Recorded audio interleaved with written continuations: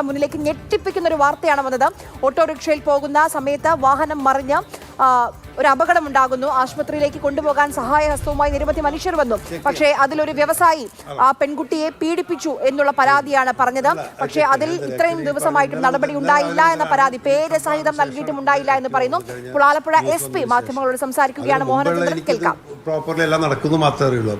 പിന്നെ ആ സ്റ്റേറ്റ്മെന്റ് നോക്കേണ്ട കാര്യമില്ല. ആ ഗ്രാവിറ്റി മനസ്സിലാക്കിയിട്ട് തന്നെ ഞാൻ അത് തൽക്കാലം പോലീസ് സ്റ്റേഷനിലെ ഇൻവെസ്റ്റിഗേഷൻ DYSP അന്വേഷിക്കാൻ വേണ്ടി ഇന്നലെ പറഞ്ഞിട്ടുണ്ട്. ഇന്ന് സ്റ്റാർട്ട് ചെയ്യും. ഇന്ന് DYSP ഇൻവെസ്റ്റിഗേഷൻ. ഈ വകുപ്പുകൾ ചുമത്തിയിരിക്കുന്നവര്, അതായത് ഈ പെൺകുട്ടിക്കെതിരെയുള്ള ഈ മോൺസ്ട്രേഷന്റെ കാര്യത്തിലുള്ള വകുപ്പ് ചുമത്തുന്നത് വളരെ കുറഞ്ഞ ശിക്ഷ കിട്ടുന്ന വകുപ്പുകളാണ് ചുമത്തിയിരിക്കുന്നത്.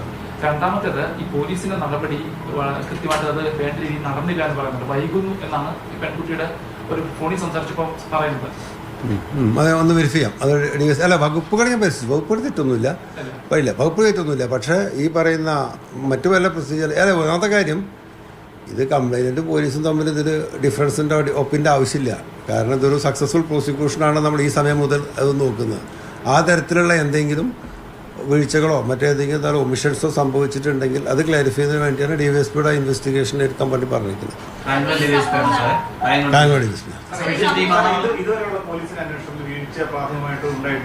ഇല്ല, പ്രൈമ ഫേസി ഒന്നും തോന്നുന്നില്ല. അപ്പോൾ ഈ പറഞ്ഞ രീതിയിൽ അപ്പോൾ അവിടെ ചെന്ന് രണ്ടാമത് ഭീഷണിപ്പെടുത്തിയൊക്കെ പറയുന്നില്ലേ, അതൊക്കെ ഉണ്ടെങ്കിൽ ഒരു ഫർദർ വേറൊരു ഒക്കറൻസും കൂടി ചാൻസ് ഉണ്ടല്ലോ. അത് നോക്കാം. അത് സംഭവിച്ചിട്ടുണ്ട്, ചേർക്കും. അങ്ങനെയാണെങ്കിൽ ഉണ്ടാവും. അതായത് ഈ പെൺകുട്ടിയുടെ ഇപ്പം മൊഴിയുടെ അടിസ്ഥാനത്തിൽ 7 വർഷം വരെ ശിക്ഷ കിട്ടുന്ന വകുപ്പ് BNS പ്രകാരം ജാമ്യം കൊടുക്കാൻ വകുപ്പാണ് ചുമത്തിയിരിക്കുന്നത്.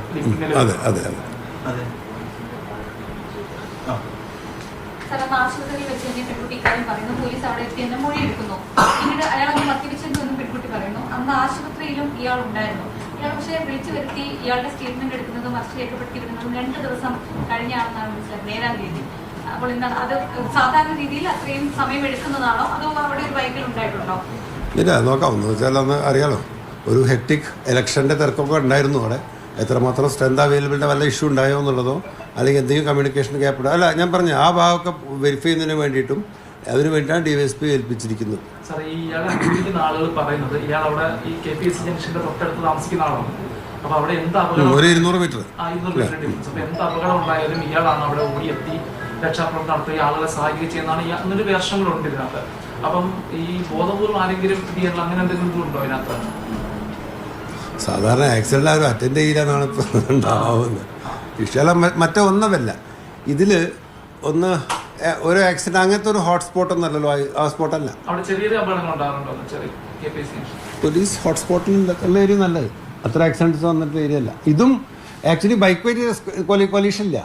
ബൈക്കിനെ ഒന്ന് എസ്കേപ്പ് ചെയ്യാൻ വേണ്ടിയിട്ട് വീട്ട സമയത്ത് ഡിവൈഡറിലായിട്ട്. ഇല്ല, ഇതുപോലത്തെ ഒന്നും ഇല്ല. ആന്റിസിഡൻസ് ഒന്നും കണ്ടില്ല. മെഡിക്കൽ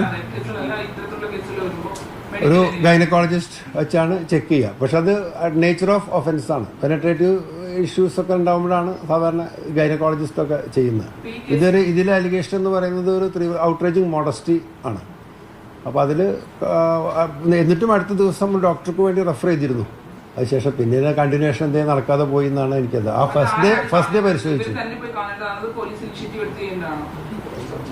ചെക്ക് ചെയ്യാം. അല്ല, ശരിക്കും ആ ഇത് മെഡിക്കൽ എൻഷുർ ചെയ്യേണ്ടത് ഇൻവെസ്റ്റിഗേഷൻ ടീം എൻഷുർ ചെയ്യണം. കാരണം കളക്ഷൻ ഓഫ് എവിഡൻസ് അല്ലേ. പക്ഷെ ഇതിൽ നേച്ചർ എന്ന് പറഞ്ഞു കഴിഞ്ഞാൽ അലിഗേഷൻ അതാണല്ലോ.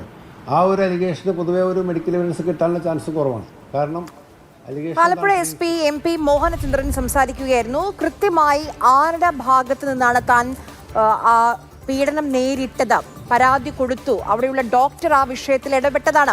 ഈ പെൺകുട്ടിയെ കൊണ്ടുപോയ ആശുപത്രിയിലെ ഡോക്ടറാണ് ഇത് വെറും അപകടത്തിലുണ്ടായ പരിക്കുകളല്ല എന്ന് കൃത്യമായി ബോധ്യപ്പെടുത്തി പോലീസിനെ വിളിച്ചത് ആ ആശുപത്രിയിൽ ഡോക്ടറാണ്. എന്നിട്ടും ഇത്ര ദിവസമായി, എന്നിട്ടും എന്തുകൊണ്ടാണ് വൈദ്യപരിശോധന പോലും നടത്താത്തത്? ആ വ്യവസായി തെരഞ്ഞെടുപ്പിന്റെ കുട്ടിക്കലാശത്തിലൊക്കെ അവിടെ ആസ്വദിക്കുകയായിരുന്നു, അർമാദിക്കുകയായിരുന്നു. പക്ഷെ എന്നിട്ടും നടപടി സ്വീകരിക്കാത്തത് എന്താണ് കേരള പോലീസ് എന്നുള്ളത് അറിയേണ്ടതുണ്ട്.